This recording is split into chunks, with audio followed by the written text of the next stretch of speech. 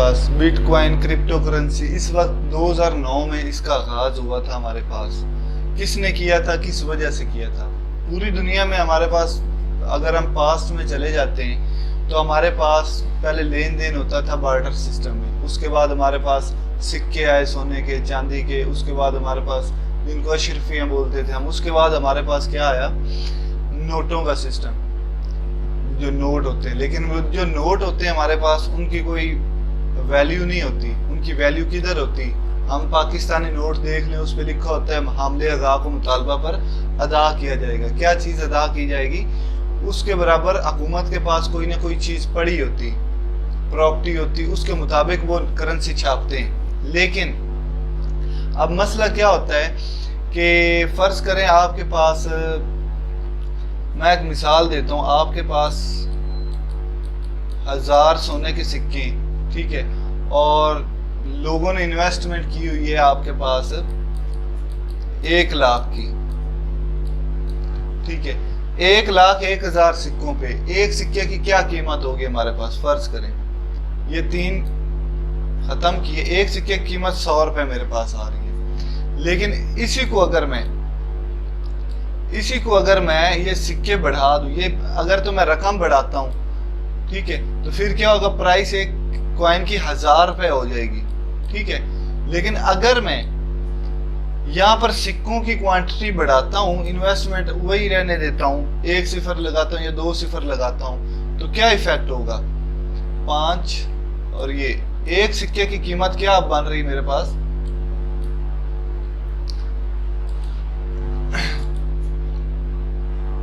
एक सिक्के की कीमत जी मेरे पास बन रही है 1 रुपया। मतलब क्या है कि जब सिक्कों की हम तादाद बढ़ा रहे हैं और इन्वेस्टमेंट वही है, अगर हम जो हमारे पास नोट हैं, पाकिस्तानी नोट, हुकूमत के पास मिसाल के तौर पर 1 खरब डॉलर पड़ा हुआ है, फर्ज करें, ठीक है, 1 खरब डॉलर की मुताबिक उसके पास प्रॉपर्टी या सोना पड़ा हुआ है जो मुल्क में हुकूमती प्रॉपर्टी होती है। लेकिन वो 1 खरब डॉलर से ज्यादा के नोट छाप देते हैं। इसका मतलब क्या है? वो अवाम के साथ धोखा है। हमले अज़ा को मुतालबा पर जो पैसे अदा किए जाएंगे, अगर पूरा पाकिस्तान अपने पैसों के बजाय प्रॉपर्टी या सोना मांगे तो हुकूमत के पास तो वो होगा ही नहीं, वो किधर से देगी? तो ये ये होती है इन्फ्लेशन, और इसकी वजह से मार्केट में हमारे ये महंगाई होती है। ये हमारा पाकिस्तान के हालात नहीं, ये पूरी दुनिया में इन्फ्लेशन रेट बढ़ता है। क्यों बढ़ता है? वो इसी वजह से बढ़ता है कि करेंसी को ज़्यादा छापा जाता है, पीछे जो प्रॉपर्टी पड़ी, जो माल पड़ा, उससे ज़्यादा छाप देते हैं। वक्ती तौर पे जो हुकूमत होती है वो ये करके अपना टाइम गुजार के निकल जाती, लेकिन मसला किसको बनता है? मसला बनता है आवाम को, महंगाई बढ़ती, ठीक है। अब हम मिसाल ले लें, पीछे जाएं थोड़ा सा, मिसाल देता हूँ कि हमारे पास डॉलर की क्या प्राइस थी आज से 5, 7, 10 साल पीछे चले जाएं, 100 से भी नीचे थी $1 की प्राइस। लेकिन तब की महंगाई देख लें, उससे पीछे चले जाए तो $1 और पाकिस्तानी 1 रुपए में कोई खासा फर्क नहीं था। लेकिन आहिस्ता आहिस्ता डॉलर जो है उसकी प्राइस, उसकी वैल्यू बढ़ती गई, लेकिन पाकिस्तानी रुपीज़ की कदर कम होती गई। क्यों होती गई? क्योंकि यहाँ इन्फ्लेशन रेट, यहाँ करेंसी को खूब छापा गया। उतनी हुकूमत के पास प्रॉपर्टी या सोना या कोई चीज़ें नहीं थी जितनी उसने छाप दी। अब क्या मसला क्या बनता है? ये हमारे पाकिस्तान का नहीं, पूरी दुनिया में ऐसे सीन है, लेकिन कहीं ज़्यादा है कहीं कम है। तो इस चीज़ को सॉल्व करने के लिए क्या ये हुकूमतें जो हमारे साथ ज़्यादती करती है, इसका डायरेक्ट इफेक्ट हमारे अवाम पे पड़ता है। अब देख लें कि पहले जो चीज़ें हमें मिलती थी उनकी प्राइस क्या थी और अब की प्राइस क्या है। वो क्यों बढ़ी? डॉलर की वजह से। हमने बाहर से तेल खरीदना होता है तो वो डॉलर्स में हम खरीदते हैं। अब पाकिस्तानी रुपीज़ जो करेंसी, जो उसकी वैल्यू डी वैल्यू हुई पड़ी है, ठीक है, हमने डॉलर खरीदना और डॉलर से हमने तेल खरीदना है, तो डॉलर हमें जहाँ पहले 80 रुपए में $1 मिल जाता था, अब 170-80 में मिल रहा है। तो क्या मसला बन रहा है? तो वही इफेक्ट आगे जाकर तेल महंगा ही मिलेगा हमें पाकिस्तानी रुपीज़ में। तो वो किस वजह से हो रहा है ये इन्फ्लेशन? इसका डायरेक्ट ताल्लुक क्रिप्टो से क्या है वो मैं आगे समझाता हूँ। क्रिप्टो से इसका क्या लेन देन है, मुद्दे पे आते हैं हम। अब अगर तो ये इन्फ्लेशन, ये करेंसी छापना अगर हुकूमत अपनी मर्जी से बंद कर देगी तो क्या होगा, कांस्टेंट वैल्यू रहेगी एक चीज की, सप्लाई डिमांड जितनी होगी उसके मुताबिक प्राइस ऊपर नीचे होगी। जितनी प्रॉपर्टी, जितना पैसा इन्वेस्ट है, जितना पैसा बैंक में पड़ा हुआ है, उतनी उस चीज की कीमत बढ़ रही है। अगर हमारे पास पाकिस्तानी प्रॉपर्टी बहुत ज्यादा है, उसके मुताबिक ही अगर हम नोट छाप रहे हैं तो उसकी वैल्यू सही रहेगी, बराबर रहेगी। लेकिन हम पैसे ज्यादा छाप रहे हैं तो वो हम धोखा कर रहे हैं, हुकूमत धोखा कर रही है। अब ये जो बाबा सतोशी नाकामोटो, ये एक साइंटिस्ट था, ठीक है, इसने क्या कहा जी कि क्यों ना एक ऐसी करेंसी बनाई जाए जिसको पूरी दुनिया कंट्रोल करे, कोई एक इंडिविजुअल हुकूमत या इदारा कंट्रोल ना करे। जितना लोग पैसे इन्वेस्ट करेंगे उसके मुताबिक इसकी प्राइस बढ़ेगी। अब इसकी मिसाल जो है मैं वो आपको देता हूं सोने से। सोना जो क्रिप्टो करेंसी, उसको डिजिटल गोल्ड बोला जाता है, डिजिटल सोना क्यों बोला जाता है अब मैं आपको बताता हूँ। इस बाबे ने एक सॉफ्टवेयर बनाया, इसने कहा कि यार मेरा जो सॉफ्टवेयर, जो भी मैं सिंपल अल्फाज में आपको बताता हूँ, माइनिंग रिग के बारे में आप लोगों ने सुना होगा। माइनिंग रिग, ये हमारे पास माइनिंग रिग्स हैं। इसमें क्या होता है, 6 ग्राफिक कार्ड्स होते हैं, ठीक है, ये हमारा कंप्यूटर ही है, लेकिन इसमें हम क्या है जी, ग्राफिक कार्ड बहुत सारे लगा दें तो इसकी जनाब जी स्पीड कहीं से कहीं चली जाएगी। मतलब क्या है कि सिंपल इन वर्ड मैं बोलूँ कि ये एक सुपर कंप्यूटर बन जाएगा, इसकी स्पीड बहुत ज्यादा होगी। ये लगाने का, ये 6 ग्राफिक कार्ड्स की असल कीमत है, बाकी सिंपल कंप्यूटर ही है।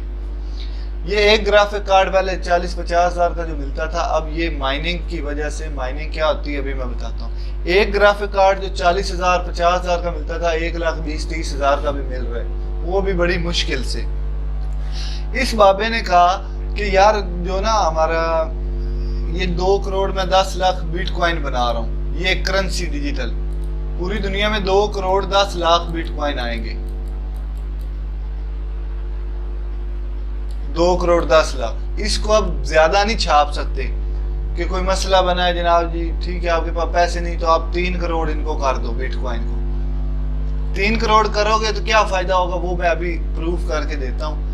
ये जो हमारे पास चार्ट्स चल रहे हैं ना, ये वाले चार्ट्स, ये प्राइस ऊपर नीचे क्यों होती है, ये कॉन्सेप्ट समझाने के लिए ये सारा सर दर्द मैं समझा रहा हूँ। लेकिन आपको पता होना चाहिए कि यार एक चीज आप स्टार्ट कर रहे हो, ठीक है, तो उसकी बेस आपको पता होनी चाहिए, इसकी क्या आप पीछे साइंस है, क्या किस चीज की, इसकी नॉलेज क्या है, इसके पीछे कॉन्सेप्ट्स क्या है। अब 2 करोड़ 10 लाख बिटकॉइन आए नहीं हुए टोटल, कैसे आते हैं? इसने कहा कि मेरा सॉफ्टवेयर जो है, जो भी है, मैं कोई आईटी एक्सपर्ट नहीं हूँ, लेकिन मैं सिर्फ आपको कॉन्सेप्ट दे रहा हूँ। ये माइनिंग रिग क्या करती है, ये बीटीसी की जो ट्रांजैक्शंस होती हैं उनको सॉल्व करती है। लोगों ने माइनिंग रिग लगाई, माइनिंग रिग को एक मैथमेटिकल इक्वेशन मिलती, ये जितनी जल्दी उस इक्वेशन को आपका कंप्यूटर सॉल्व कर लेगा, अगर आप ये कर रहे हैं माइनिंग, ठीक है, आप अपने मोबाइल पे भी कर सकते हैं, लेकिन वो स्पीड बहुत स्लो होगी, आपको कुछ प्रॉफिट नहीं होना। अब आप जितना बड़ा कंप्यूटर होगा स्पीड उतनी ज्यादा होगी। इसकी मिसाल इस तरह से ले रहे हैं, आपने खदान से सोना निकालना है, जितनी बड़ी मशीनरी होगी, मजदूर होंगे आपके पास, उतनी आसानी से और उतना ज्यादा सोना निकाल सकते हैं ना। समझ आ रही कि नहीं? इधर जितने ग्राफिक कार्ड और जितना हैवी सिस्टम होगा उतनी ज्यादा बिटकॉइन माइन कर सकोगे।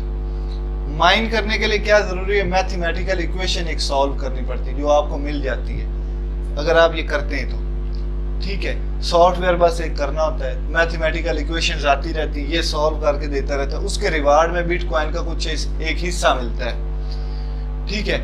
अब 2 करोड़ 10 लाख बिटकॉइन इसी तरह से आएंगे, जिसमें से 1 करोड़ 90 लाख आ चुके हैं, माइन हो गए। जिस तरह खदानों से लोग माइन करके निकालते हैं, फिर उसको साफ सूफ करते हैं, फिर जाकर जो ये हमारे पास गोल्ड डीलर बैठे होते हैं, सोना आगे ट्रेड करते हैं, प्रॉफिट लेते हैं, हम वो ट्रेडर हैं, लेकिन हमें पता होना चाहिए गोल्ड किस तरह से आ रहा है, कैसे आ रहा है, ठीक है। ये सारा सीन हमें पता होगा तो हमें बहुत ज्यादा फायदा होगा। अब एक सुनियारे को पता होता है कि यार सोना कहाँ से आता है, क्या रेट है मार्केट पे, उसकी नजर भी होती है, ठीक है। अब 2 करोड़ 10 लाख बिटकॉइन हमारे पास आने, बार बार मैं कह रहा हूँ, इससे ज्यादा नहीं आएंगे, ये कन्फर्म है, ठीक है। अब 2 करोड़ 10 लाख में से 1 करोड़ 90 लाख आए हैं, वो कैसे आए? लोगों ने माइनिंग रिग्स लगाई, माइनिंग फॉर्म लगे हुए हैं, पूरी दुनिया में, ये चेक कर रहे हैं, ये माइनिंग फॉर्म लगे हुए बड़े बड़े, ये चेक करें।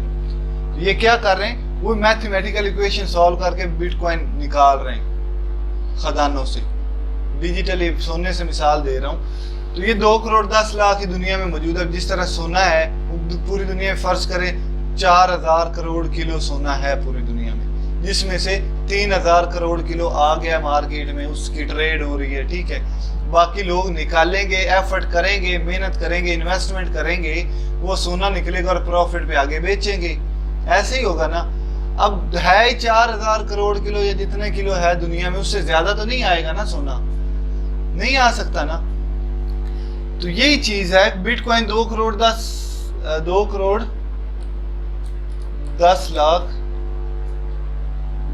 10 लाख बिटकॉइन ही आएंगे।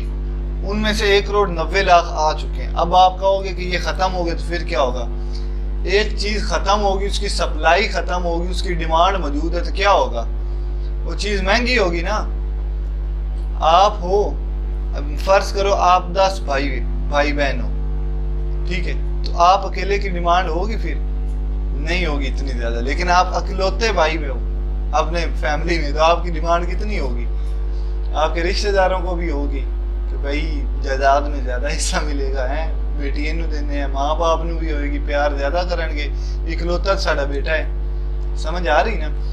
अब 2 करोड़ 10 लाख बिटकॉइन जो है, ये माइनिंग जब खत्म हो जाएगी, 2 करोड़ 10 लाख ही रहेंगे, ज्यादा और आएंगे ही नहीं, ठीक है। आपके माँ बाप के बच्चे और नहीं होंगे, उनको पता बस ये इकलौता ही है, खत्म कहानी, ठीक है।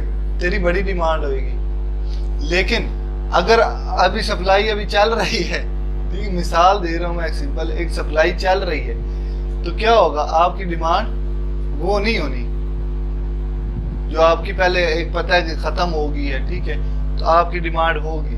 इसी तरह बिटकॉइन 2 करोड़ 10 लाख जब माइन हो जाएंगे, उसकी डिमांड तो बढ़ेगी, लेकिन वो आगे सप्लाई है ही नहीं, तो उसकी प्राइस ऐसे बूम करके ऊपर जाएगी। लेकिन अब मसला ये है, अब मैं बताता हूँ, 2009 में मैं एक चार्ट ओपन करता हूँ,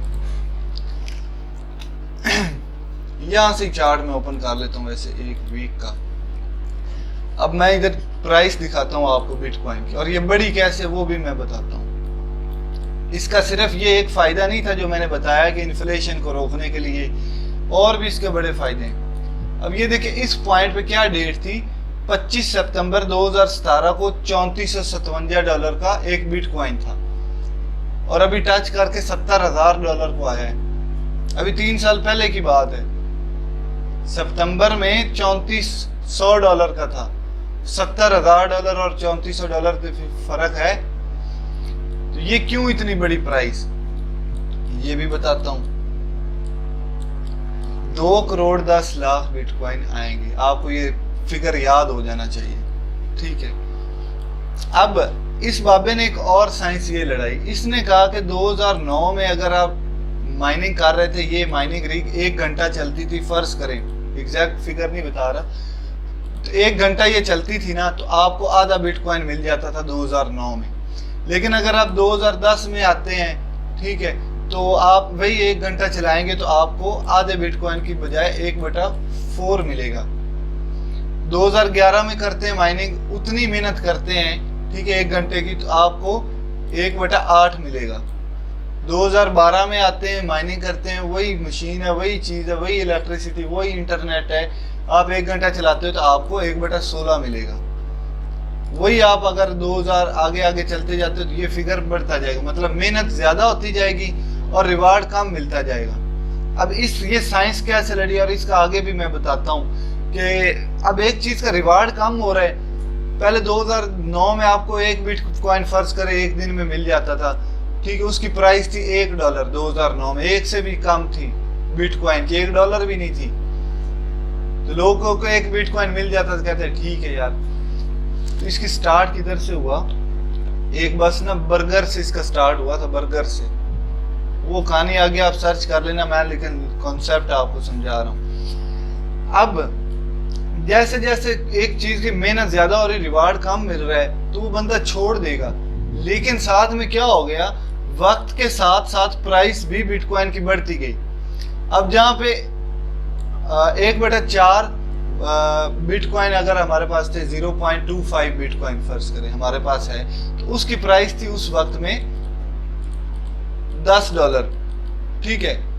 लेकिन अगले साल 1/8 की हमारे पास $20 प्राइस हो गई है, उससे भी कम हमारे पास बिटकॉइन है, तो उसकी प्राइस बढ़ गई है। तो हम माइनिंग को और चालू करेंगे या खत्म कर देंगे? और करेंगे, मतलब महंगाई बढ़ रही है, महंगा हो रहा है, और महंगा क्यों हो रहा है वो भी मैं बताता हूँ, लेकिन एक तो आपको वजह नजर आ रही है ना।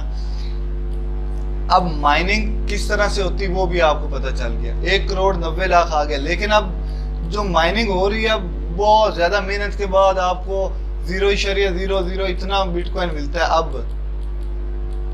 इतना बिटकॉइन आपको एक दिन में मिलता है। फर्ज करें पहले आपको कितना एक घंटे में मिल रहा होता था, इतना 0.25, अब कितना मिल रहा है ये। लेकिन प्राइस किधर चली गई? तब $1 भी प्राइस नहीं थी, अब किधर आ गई प्राइस, ठीक है ना। अब इसकी प्राइस जो होगी वो आपको $10-20 बन रही होगी, समझ आ रही है ना। तो प्राइस भी बढ़ रही है, इसलिए लोग माइनिंग कर रहे हैं। लेकिन अब आप कह रहे हो कि 2009 से लेकर 2022 तक 1,90,00,000 माइन हो चुके हैं, तो बाकी के 20 लाख माइन होने में कितना टाइम लगेगा? ज्यादा से ज्यादा आधा साल लगेगा? नहीं, बाकी के माइन होने के लिए आपको 40-50 साल के 60 साल और वेट करना पड़ेगा।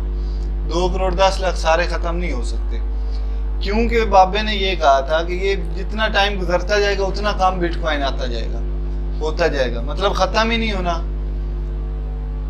2,10,00,000 कंप्लीट करने तक बहुत आगे टाइम पड़ा है।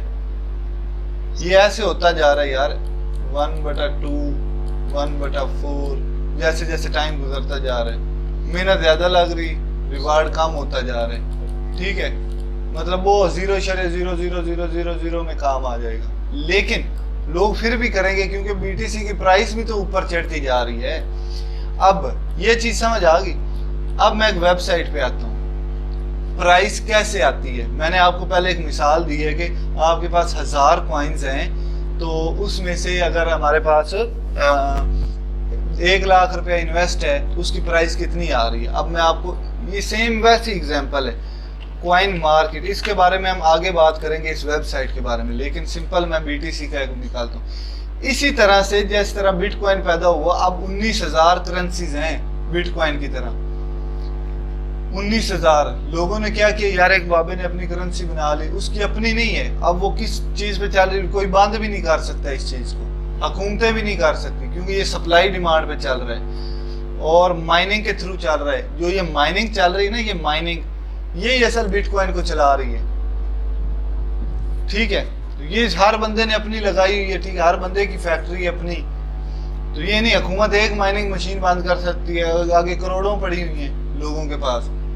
कहीं पर तो ये अब लीगल भी होगी, इलीगल क्यों है ये भी मैं वजह आपको बताता हूँ। ये माइनिंग और क्रिप्टो करेंसी को हुकूमतें ज्यादा सपोर्ट क्यों नहीं करती?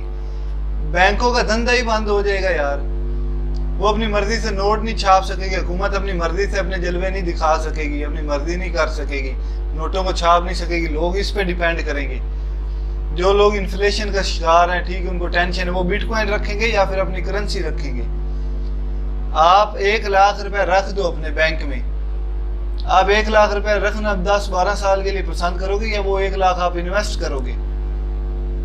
इन्वेस्ट करोगे ना। क्यों इन्वेस्ट करोगे? क्योंकि आपको पता है, आपको इसका कॉन्सेप्ट पीछे का नहीं पता, लेकिन आपको ये पता है यार महंगाई बढ़ रही है तो 1 लाख बाद इतनी वैल्यू और घट हो जानी। ये तो पता है ना, एक जाहिल बंदे को भी पता है। वो इन्वेस्ट करता होगा जिसमें महंगाई बढ़ी, जो चीज मैं खरीदी वो भी महंगी होनी है। तो ये चीज है। लोग क्या करते हैं, बिटकॉइन में इन्वेस्ट कर रहे हैं। वो कह रहे हैं यार ये सप्लाई डिमांड पे चलनी है ना, तो इसका रेट कम होगा, हर बंदे को इंटरेस्ट है, जैसे प्राइस बढ़ रही है तो ये इन्वेस्टिंग भी एक चीज होगी। अब प्रॉपर्टी खरीदनी तो 20-30 लाख रुपए कम से कम होना चाहिए, लेकिन बिटकॉइन आप $5 का भी खरीद के रख सकते हो, ठीक है। आपकी इन्वेस्टमेंट है, $100 का भी खरीद के रख सकते हो। ये चीजें समझ आ रही, पल्ले पड़ रही? कोई नहीं, ये सिर्फ थ्योरी है जो मैं दे रहा हूँ। इसका मकसद सिर्फ आपको इस मार्केट का स्ट्रक्चर समझाना है, किस तरह से ये आई और आगे इसका फ्यूचर क्या होगा। अब कॉइन मार्केट कैप में ये 19,000 करेंसीज का सारा डाटा पड़ा होता है। ये डाटा क्या होता है, लेकिन अभी मैं आपको सिर्फ इस चीज की जो बेसिक है वो बताने लगा हूं। फर्ज करें, रिकॉर्डिंग हो रही है कि नहीं यार? रिकॉर्डिंग हो रही है। मेरा नेट बड़ा स्लो है। अच्छा, अब ये मैंने बिटकॉइन की सारी डाटा निकाल ली है। इसमें मैं अभी सिर्फ आपको 3 चीजें बताऊंगा। मैक्सिमम सप्लाई क्या लिखी, 2 करोड़ 10 लाख, जो बता रहा हूं बिटकॉइन 2 करोड़ 10 लाख मैक्सिमम आएंगे। उसमें से टोटल ये सर्कुलेटिंग सप्लाई क्या है, 1 करोड़ 90 लाख बीटीसी आए हुए। सर्कुलेट मतलब मार्केट में उनकी ट्रेड हो रही, इसको बोलते हैं सर्कुलेटिंग सप्लाई। बिटकॉइन की है, किसी और कॉइन की बोलोगे वो उसकी होगी, जैसे एडीए हो गया, दूसरी करेंसी 19,000 है, उनका सबका अपनी सप्लाई है। अब ये जो है ना हमारे पास 24 आवर वॉल्यूम, मतलब इसका मतलब ये 24 घंटे में कितना लेन देन हो रहा है इसमें, ठीक है। इसको एक मिनट छोड़ो, मैं आगे ये इधर आता हूँ। ये हमारे पास करंट प्राइस आ रही जो बढ़ रही है, कम हो रही है आपके सामने। इधर 97 है, थोड़ी देर तक 597 है, थोड़ी देर में ये अपडेट हो जाएगी। उसके बाद ये हमारे पास क्या आ रहा है, मार्केट कैप, असल चीज सारी ये प्राइस इस चीज पे डिपेंड कर रही है। ये है जितना बिटकॉइन ये पड़ा हुआ है दुनिया में ट्रेड हो रहा है, उस पे पूरी दुनिया का पैसा कितना इन्वेस्ट है। अब मैंने $100 का अगर बिटकॉइन खरीद के रखा हुआ है, इसमें वो $100 भी है। ये बता रहा है कि इतनी इन्वेस्टमेंट पूरी दुनिया के मजमूई ट्रेडर्स की है इस पे। अब अगर तो मैं ये देखो, ये प्राइस है ना, मैं कैलकुलेटर निकालता हूँ अभी, सिर्फ कॉन्सेप्ट दे रहा हूँ यार, बच्चों वाले लेवल पे आगे, ताकि आपके पल्ले पड़ जाए। ये देखिए अभी हमारे पास कितने दुनिया में बिटकॉइन है, 1 करोड़ 90। ये फिगर मुझे बताना,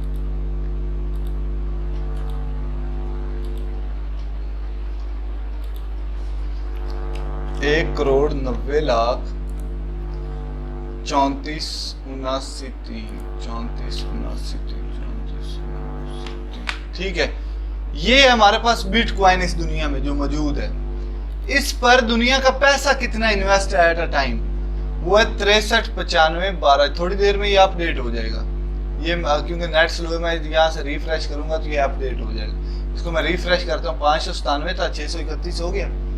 प्राइस क्यों बढ़ी है ये भी मैं बताता हूँ अभी।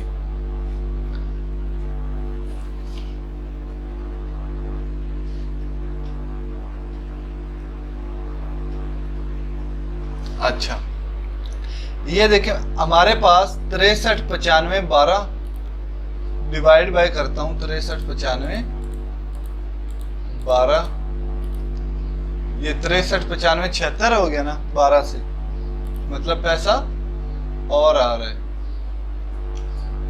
95 76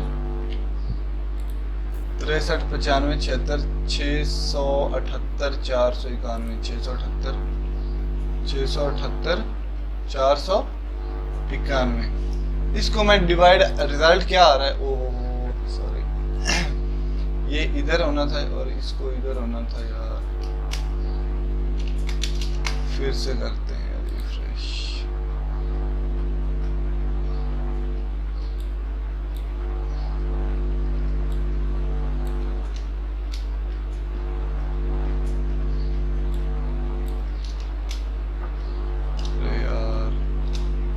ये जो पैसा इन्वेस्ट है ना, डिवाइड बाय ये करेंगे हम, 63 98 95 से 98 हो गया, ये करोड़ों डॉलर आ जा रहे हैं। 63 98 0 79 63 98 0 63 98 0 79 38 286 38 286 डिवाइड बाय जितने क्वाइंस हैं मार्केट में, ये पैसा इन्वेस्ट इन क्वाइंस पे 19,034 19,034 79,3 1 करोड़ 90 लाख बिटकॉइन पे ये पैसा इन्वेस्ट है एट अ टाइम।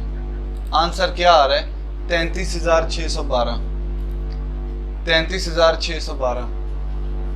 ये प्राइस कैसे आई है यार, वही बात है सिंपल जो मैंने बताई है अभी कि यार मेरे पास ये वाली एग्जांपल जो दी थी, मेरे पास अगर पैसा बढ़ेगा, क्वाइंस उतने ही हैं, ठीक है, पैसा बढ़ रहा तो वैल्यू जवाब बड़ा ही आएगा ना। तो ये देखिए जवाब, अगर तो हमारे पास ये जो क्वाइंस है इनकी प्राइस, ये क्वाइंस बढ़ते हैं और इन्वेस्टमेंट उतनी रहती है तो ये प्राइस गिर जाएगी। तो ये आहिस्ता आहिस्ता यानी माइन होकर, दिन में एक बिटकॉइन भी नहीं आता, कम आते, पता नहीं कितने आते हैं, ये बहुत स्लो आएगा, मतलब इसका ज्यादा इफेक्ट नहीं होना। ये तकरीबन माइन हो चुके, 91% माइनिंग हो चुकी है, 9% रहती है, वो भी 30-40 साल में होनी, मतलब ये अब कांस्टेंट है तकरीबन कह सकते हैं, ये यही रहना है। अब लोगों की इन्वेस्टमेंट जितनी ज्यादा होगी आंसर उतना बड़ा आएगा, ऐसी बात है ना। अगर इसमें मैं अभी 63 की बजाय 73 कर देता हूं, इधर 63 की बजाय 73 कर देता हूं, ये यार इधर से पता नहीं अपडेट नहीं होता, तो 63 की बजाय 73 करूंगा तो आंसर और नहीं आ जाएगा, बड़ा आ जाएगा। मतलब सिंपल क्या है कि यार लोग अगर जितना इंटरेस्टेड होंगे उतना मार्केट अप जाएगी। और हमने सिंपल क्या करना होता है, अब मुद्दे के असल बात जो आ रही है, हमने सिंपल ये बताना होता है कि यार हमें पता कैसे चलेगा कि किस पॉइंट पे दुनिया में मैक्सिमम ट्रेडर पैसा ज्यादा इन्वेस्ट करेंगे, यही पता करना है ना। तो वो हमें चार्ट्स रीड करके पता चलता है, टेक्निकल एनालिसिस करके पता चलता है, न्यूज देख के पता चलता है।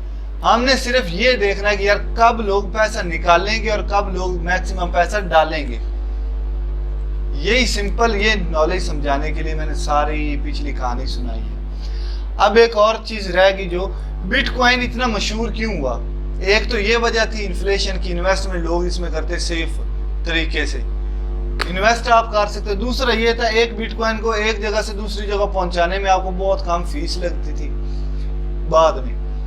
अब बिटकॉइन जो है ये पुराना हो गया, इसके बाद नए कॉइन्स आ रहे हैं, ठीक है, अपडेट होकर। लेकिन अब बिटकॉइन साहब का सरदार क्योंकि इसकी मैक्सिमम सप्लाई बहुत कम है। दूसरे कॉइन्स में निकालता हूँ, अभी दूसरे नंबर पे इथेरियम है, या ये मैं BNB ले लेता हूँ, या XRP 7वें नंबर पे, ये रैंकिंग वाइज है। ये ADA को मैं लेता हूँ, इसमें इन्वेस्टमेंट आप चेक करना, ये इन्वेस्टमेंट है और ये कॉइन्स है 33 बिलियन, इकाई, दाई, सैकड़ा, हजार, 10,000, लाख, 10 लाख, करोड़, 10 करोड़, अरब, 10 अरब, 34 अरब क्वाइन मार्केट में आए हुए हैं जिन पे ट्रेड हो रही है, और एक क्वाइन की प्राइस ये बन रही 0.7। अगर ये 34 अरब की बजाय 3 करोड़ होते तो इसकी प्राइस कहाँ पे होनी थी, बिटकॉइन के आसपास जाकर गिरनी थी, या इथेरियम के हजारों डॉलर इसकी प्राइस होनी थी। समझ आ रही कि नहीं? तो आपने ये देखना था सर्कुलेटिंग सप्लाई मैक्सिमम, ये अभी 75% माइन हुआ है, 25% रहता भी है, ठीक है। तो ये बढ़ेगी और ये सर्कुलेटिंग सप्लाई, और ये लोग पैसे इन्वेस्ट करेंगे नहीं। अब लोग इस पे पैसा क्यों इन्वेस्ट कर रहे हैं, क्योंकि इसके आगे प्रोजेक्ट आने वाले हैं इसी क्वाइन के।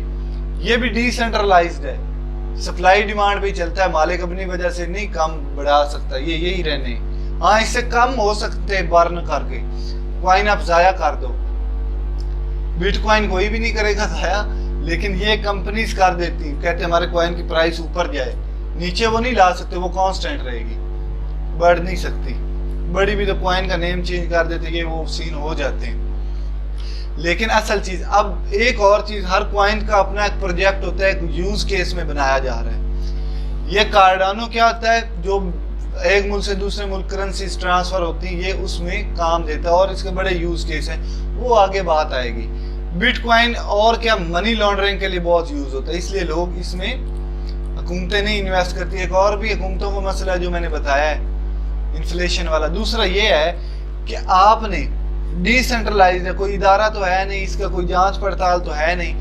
नवाज शरीफ ने मनी लॉन्ड्रिंग करनी है पाकिस्तान से लंदन, नवाज शरीफ के सपोर्टर हो या जो भी है, मैं सिर्फ आपको एग्जांपल, इमरान खान ले लो, नवाज शरीफ ने पाकिस्तान से लंदन चोरी का पैसा ले जाना है, वो बैंक के थ्रू करवाएगा, रिकॉर्ड्स आ जाएंगे, कभी ना कभी पकड़ा जाएगा ना।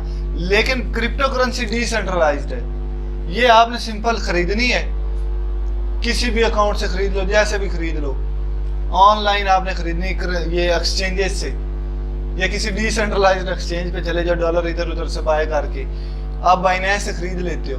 बाइनेंस ने डाटा तो देना नहीं पाकिस्तान को, वो जापान में कहीं बैठी है, पता नहीं किधर बैठी है, चाइना में बैठी है, तो वो क्या करेगी।